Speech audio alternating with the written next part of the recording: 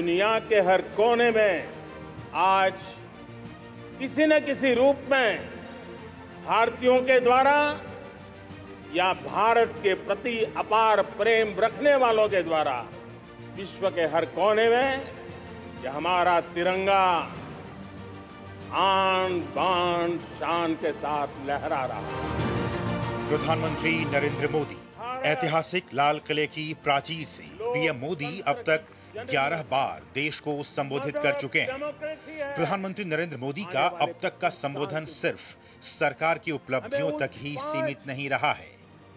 पंच प्राण पर अपनी शक्ति को केंद्रित कर दिया।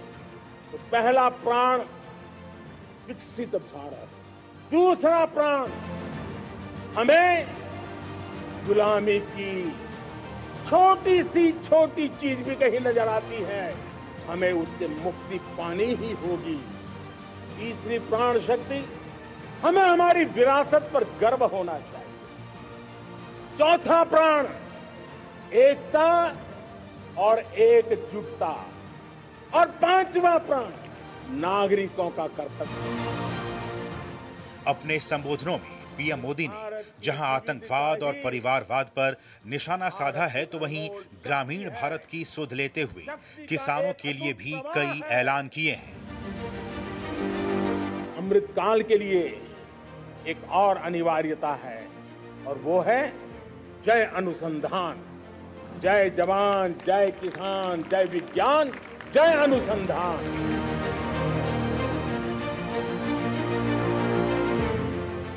महिलाओं को स्थायी कमीशन देने की बात हो या फिर स्वच्छ भारत और डिजिटल इंडिया की, पीएम मोदी ने बीते सालों में देश के संपूर्ण विकास की तस्वीर पेश की है। कभी नसीहत भी दी है तो कभी युवाओं में जोश भरने वाले उदाहरण भी दिए हैं। बीते 10 वर्षों में ऐतिहासिक लाल किले से प्रधानमंत्री नरेंद्र मोदी ने एक से बढ़कर एक कई महत्वपूर्ण योजनाओं की घोषणा की है, जिसको देश ने आत्मसात किया है।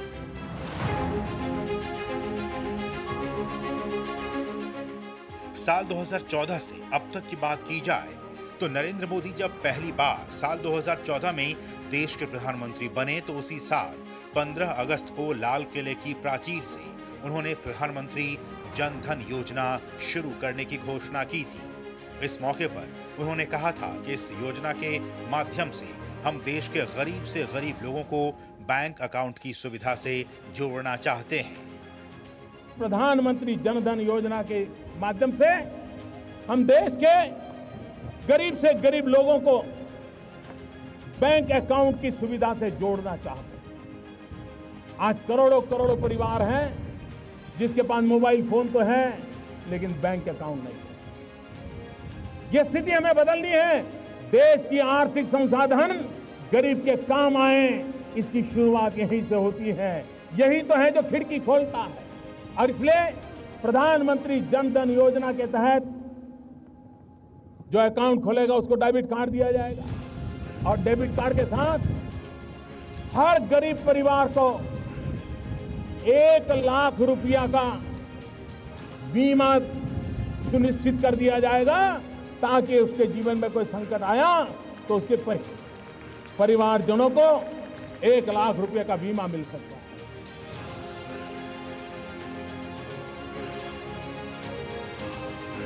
अपने संबोधन में पीएम ने कहा था कि यदि देश के विकास को आगे बढ़ाना है तो स्किल डेवलपमेंट और स्किल इंडिया पर हमें ध्यान देने की जरूरत है।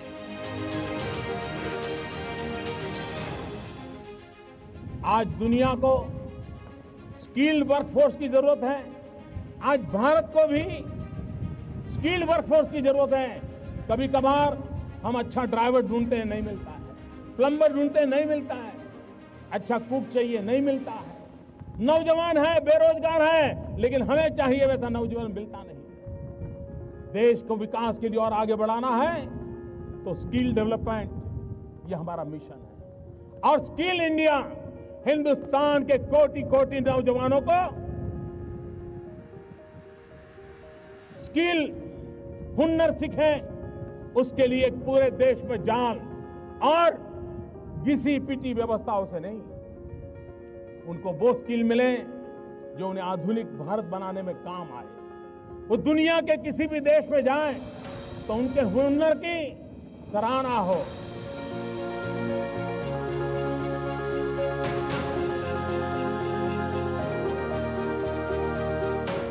प्रधानमंत्री ने लाल किले की प्राचीर से विश्व भर में लोगों से आह्वान किया कि कम मेक इन इंडिया, आइए हिंदुस्तान में निर्माण कीजिए। दुनिया के किसी भी देश में जाकर बेचिए, लेकिन निर्माण यहां कीजिए, मैन्युफैक्चरिंग यहां कीजिए।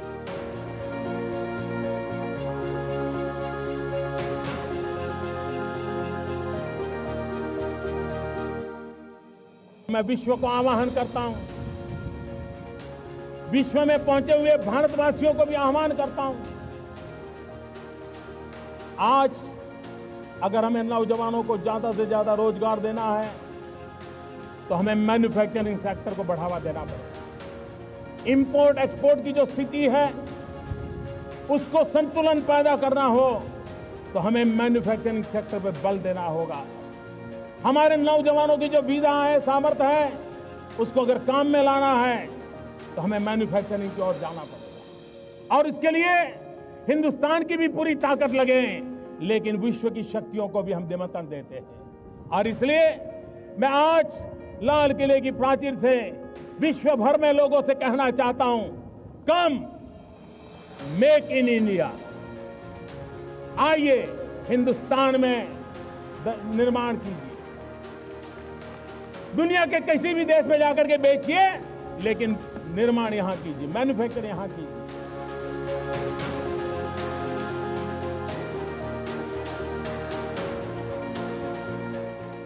पीएम मोदी ने कहा कि हमारा सपना डिजिटल इंडिया का है।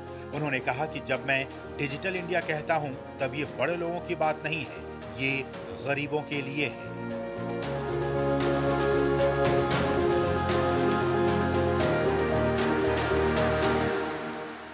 हमारा सपना है डिजिटल इंडिया। जब मैं डिजिटल इंडिया कहता हूं तब ये बड़े लोगों की बात नहीं है, ये गरीब के लिए है। अगर ब्रॉडबैंड कनेक्टिविटी से हिंदुस्तान के गांव जुड़ते हैं और गांव के आखिरी छोर की स्कूल में अगर हम लॉन्ग डिस्टेंस एजुकेशन दे सकते हैं, आप कल्पना कर सकते हैं कि हमारे उन गांव के बच्चों को कितनी अच्छी शिक्षा मिलेगी। जहां डॉक्टर नहीं पहुंच पाते, अगर हम टेलीमेडिसिन का नेटवर्क खड़ा करें तो वहां पर बैठे हुए गरीब व्यक्ति को भी किस प्रकार की दवाई की दिशा में जाना, उसका स्पष्ट मार्गदर्शन मिल सकता है। सामान्य मानवीय की रोजमर्रा की चीजें आपके हाथ में मोबाइल फोन है। हिंदुस्तान के नागरिकों के पास बहुत बड़ी तादाद में मोबाइल कनेक्टिविटी है, लेकिन क्या ये मोबाइल गवर्नेंस की तरफ हम जा सकते हैं? अपने मोबाइल से वो बैंक अकाउंट ऑपरेट करे, गरीब आदमी वो सरकार से अपनी चीजें मांग सके, वो अपनी अर्जी पेश करे, अपना सारा कारोबार अपने चलते चलते मोबाइल गवर्नेंस के द्वारा कर सके। और ये अगर करना है तो हमें डिजिटल इंडिया की ओर जाना है।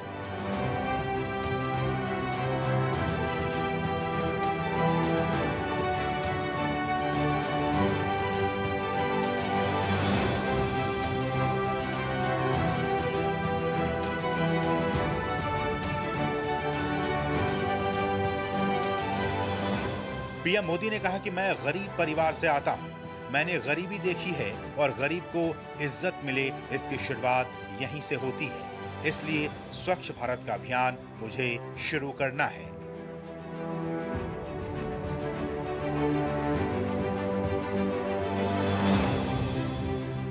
क्या हमारा देश स्वच्छ नहीं हो सकता है?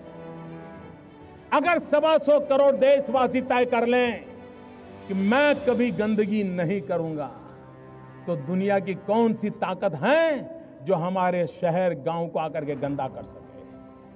क्या इतना सा संकल्प नहीं कर सकते? भाइयों बहनों, 2019 में महात्मा गांधी के 150वीं जयंती आ रही है।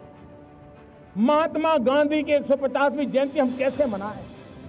महात्मा गांधी जिन्होंने आजादी दी इतना बड़े देश को, दुनिया के अंदर इतना सम्मान दिलाया, तो महात्मा गांधी को हम क्या दें? भाइयों बहनों, महात्मा गांधी को सबसे प्रिय था सफाई, स्वच्छता। क्या हम तय करें कि 2019 जब महात्मा गांधी की 150वीं जयंती बनाएंगे, हमारा गांव, हमारा शहर, हमारा गली, हमारा मोहल्ला, हमारी स्कूल, हमारे मंदिर, हमारी अस्पताल, सभी क्षेत्र गंदगी का नामो निशान नहीं रहने देंगे। ये सरकार से होता नहीं है, जन भागीदारी से होता है, और ये काम हम सबको मिलकर के करना है।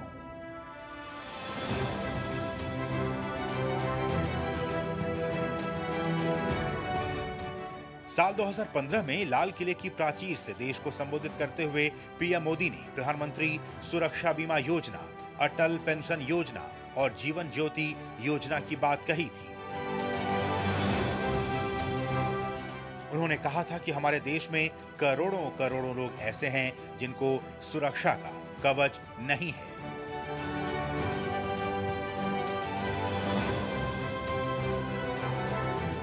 लाल किले से अपने भाषण में पीएम मोदी ने किसानों की समस्याओं को भी प्रमुखता से उठाया। प्रधानमंत्री ने लाल किले से दिए अपने दूसरे भाषण में कहा कि कृषि के विकास के साथ साथ किसानों की आर्थिक स्थिति में भी सुधार आनी चाहिए। पीएम मोदी ने लाल किले से युवाओं के लिए, युवा शक्ति के लिए स्टार्टअप इंडिया और देश के भविष्य के लिए स्टैंड अप इंडिया की घोषणा की थी।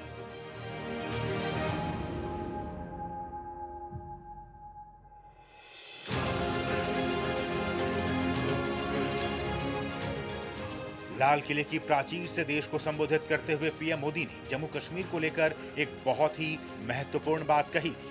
उन्होंने कहा था कि जम्मू कश्मीर से अनुच्छेद 370 का हटना, 35A का हटना सरदार वल्लभ भाई पटेल के सपनों को साकार करने की दिशा में एक अहम कदम है।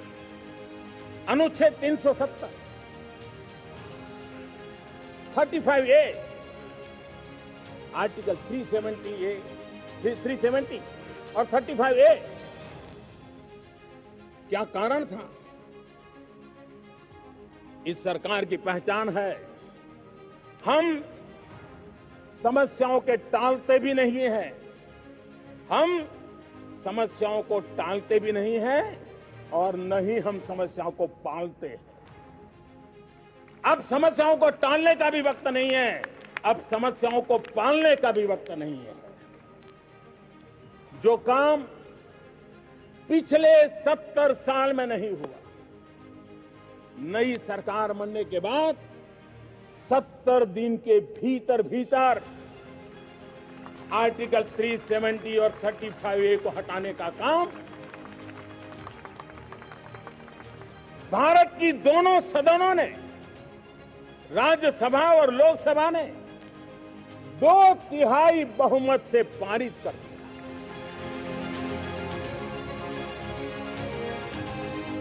पीएम मोदी ने इस मौके पर यह भी कहा था कि अगर इस देश में हम सती प्रथा को खत्म कर सकते हैं, हम भ्रूण हत्या को खत्म करने के कानून बना सकते हैं, अगर हम बाल विवाह के खिलाफ आवाज उठा सकते हैं, हम दहेज में लेन देन की प्रथा के खिलाफ कठोर कदम उठा सकते हैं, तो क्यों ना हम 3 तलाक के खिलाफ भी आवाज उठाएं। हमारी मुस्लिम बेटियां, हमारी बहनें, उनके सर पर 3 तलाक की तलवार लटकती थी,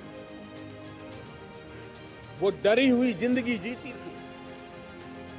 3 तलाक की शिकार शायद न हुई हो, लेकिन कभी भी 3 तलाक की शिकार हो सकती हैं, ये भय उसको जीने नहीं देता था, उसको मजबूर कर देता था।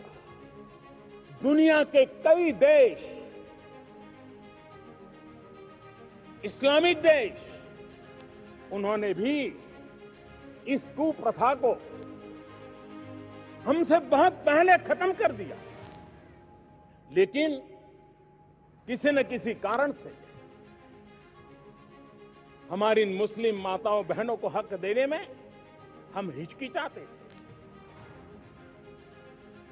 अगर इस देश में हम सती प्रथा को खत्म कर सकते हैं, हम भ्रूण हत्या को खत्म करने के कानून बना सकते हैं, अगर हम बाल विवाह के खिलाफ आवाज उठा सकते हैं, हम दहेज में लेन देन की प्रथा के खिलाफ कठोर कदम उठा सकते हैं, तो क्यों ना हम 3 तलाक के खिलाफ भी आवाज उठाएं। और इसलिए भारत के लोकतंत्र के स्पिरिट को पकड़ते हुए, भारत के संविधान की भावना को, बाबा साहब आंबेडकर की भावना को आदर करते हुए हमारी मुस्लिम बहनों को भी समान अधिकार मिले, उनके अंदर भी एक नया विश्वास पैदा हो, भारत की विकास यात्रा में वो भी सक्रिय भागीदार बने, इसलिए हमने इस महत्वपूर्ण निर्णय को किया।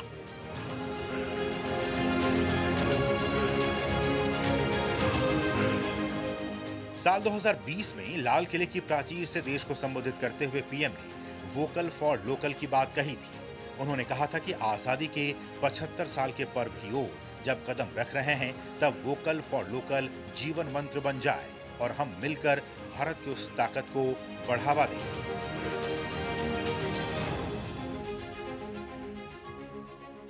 इस दौरान पीएम ने शिक्षा नीति की भी बात कही। उन्होंने कहा कि राष्ट्रीय शिक्षा नीति हमारे विद्यार्थियों को जड़ से जोड़ेगी, साथ ही उनको एक ग्लोबल सिटीजन बनाने का भी पूरा सामर्थ्य देगी।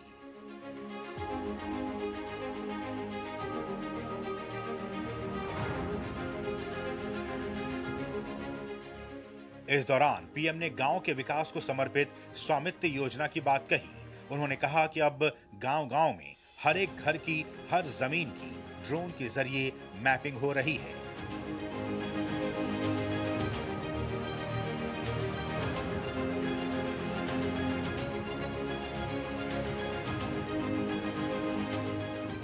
पीएम ने संबोधन में कहा कि देश ने संकल्प लिया है कि आजादी के अमृत महोत्सव के 75 सप्ताह में 75 वंदे भारत ट्रेनें देश के हर कोने को आपस में जोड़ रही होंगी।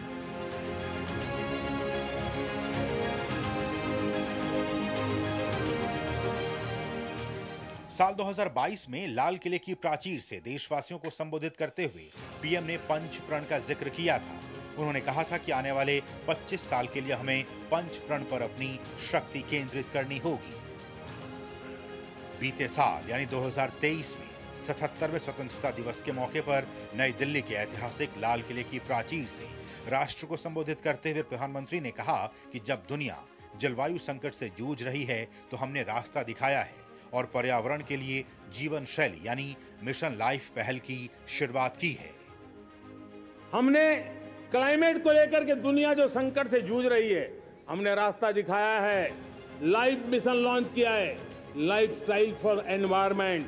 हमने दुनिया के सामने इंटरनेशनल सोलर अलायंस बनाया और आज दुनिया के कई देश इंटरनेशनल सोलर अलायंस का हिस्सा बन रहे हैं। 78वें स्वतंत्रता दिवस पर लाल किले की प्राचीर से राष्ट्र को संबोधित करने पहुंचे प्रधानमंत्री नरेंद्र मोदी। आजादी की सालगिरह के जश्न में डूबे देश के नाम पीएम का संदेश विकसित भारत की दिशा में आगे बढ़ने का रास्ता दिखाने वाला रहा। देश के विकास को आकार देने, नवाचार को बढ़ावा और विभिन्न क्षेत्रों में देश को वैश्विक नेता के रूप में स्थापित करने पर पीएम का खास जोर रहा। पीएम के संबोधन में विकसित भारत की तस्वीर साफ नजर आई। रिफॉर्म के प्रति हमारी जो प्रतिबद्धता है वो पिंक पेपर के एडिटोरियल के लिए सीमित नहीं है। हमारे रिफॉर्म्स की ये प्रतिबद्धता है वो 4 दिन की वाहवाही के लिए नहीं है। हमारी रिफॉर्म्स की प्रक्रिया किसी मजबूरी में नहीं है, देश को मजबूती देने के इरादे से है। और इसलिए मैं आज कह सकता हूं रिफॉर्म का हमारा मार्ग एक प्रकार से ग्रोथ की ब्लूप्रिंट बनी हुई है। ये हमारा रिफॉर्म, ये ग्रोथ, ये बदलाव, ये सिर्फ डिबेट क्लब के लिए, इंटेलेक्चुअल सोसाइटी के लिए, एक्सपर्ट लोगों के लिए सिर्फ चर्चा का विषय नहीं है। साथियों, हमने राजनीतिक मजबूरी के कारण नहीं किया। हम जो कुछ भी कर रहे हैं वो राजनीति का भागा गुणा करके नहीं सोचते हैं। हमारा एक ही संकल्प होता है, नेशन फर्स्ट। नेशन फर्स्ट, राष्ट्र हित सुप्रीम। ये मेरा भारत महान बने, इसी संकल्प को लेकर के हम कदम उठाते हैं। पीएम मोदी के संबोधन में भारतीय पेशेवरों को वैश्विक गेमिंग बाजार का नेतृत्व करने के लिए प्रोत्साहित किया। पीएम ने राजनीतिक क्षेत्र में 1 लाख ऐसे नए युवाओं को लाने पर जोर दिया जो गैर राजनीतिक परिवारों से हों। पीएम ने भ्रष्टाचार के खिलाफ लड़ाई को आगे बढ़ाने की प्रतिबद्धता दोहराई। हमारा हर देशवासी भ्रष्टाचार की दिमक से परेशान रहा है। हर स्तर के भ्रष्टाचार ने सामान्य मानवीय का व्यवस्थाओं के प्रति विश्वास तोड़ दिया। उसको अपनी योग्यता, क्षमता का प्रति अन्याय की जो गुस्सा होता है वो राष्ट्र की प्रगति में नुकसान करता है। और इसलिए हमने व्यापक रूप से भ्रष्टाचार के खिलाफ एक जंग छेड़ा है। मैं जानता हूं इसकी कीमत मुझे चुकानी पड़ती है, मेरी प्रतिष्ठा को चुकानी पड़ती है, लेकिन राष्ट्र से बड़ी मेरी प्रतिष्ठा नहीं हो सकती है। राष्ट्र के सपनों से बड़ा मेरा सपना नहीं हो सकता। और इसलिए ईमानदारी के साथ भ्रष्टाचार के खिलाफ मेरी लड़ाई जारी रहेगी, तीव्र गति से जारी रहेगी और भ्रष्टाचारियों पर कार्रवाई जरूर होगी। मैं भ्रष्टाचारियों के लिए भय का वातावरण पैदा करना चाहता हूं ताकि देश के सामान्य नागरिक को लूटने की जो परंपरा बनी है उस परंपरा को मुझे रोकना है। विकसित भारत 2047 के लक्ष्य को हासिल करने की दिशा में स्वस्थ भारत के महत्व को रेखांकित करते हुए पीएम ने बेहतर स्वास्थ्य सेवाएं सुनिश्चित करने की बात कही। पीएम ने अगले 5 वर्षों में 75,000 नई मेडिकल सीटें जोड़ने की घोषणा की। विभिन्न क्षेत्रों में सुधार की बात करते हुए पीएम ने कानूनी क्षेत्र में सुधार को भी रेखांकित किया।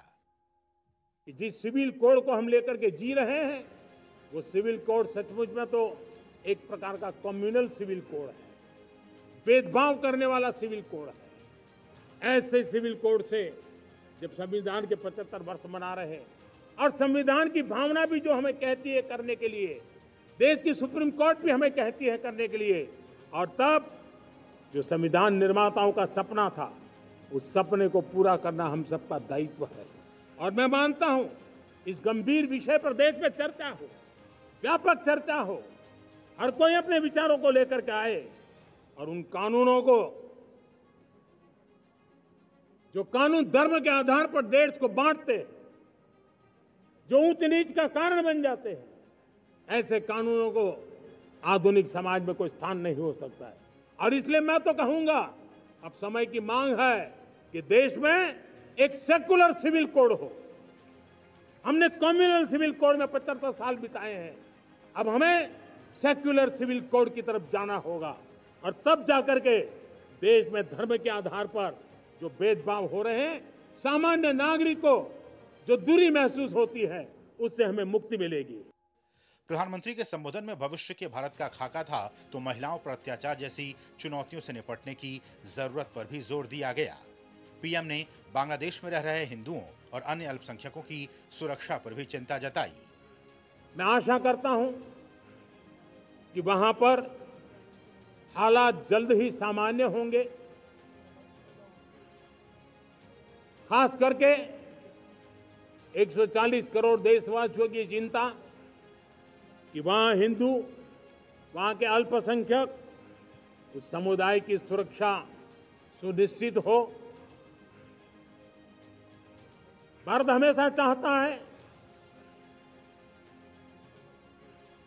कि हमारे पड़ोसी देश सुख और शांति के मार्ग पर चले। शांति के प्रति हमारा कमिटमेंट है, हमारे संस्कार है। हम आने वाले दिनों में बांग्लादेश की विकास यात्रा में हमेशा हमारा शुभचिंतन ही रहेगा, क्योंकि हम मानव जाति की भलाई सोचने वाले लोग हैं।